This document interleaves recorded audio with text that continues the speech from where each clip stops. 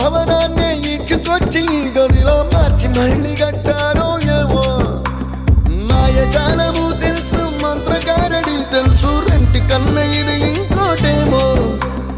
నీలాకాశం నేలాకొస్తే ఇట్టాగే ఉంటాదో ఏమో ఈ సంతోషం దాచాలంటే హృదయాలు ఓ వంద కావాలి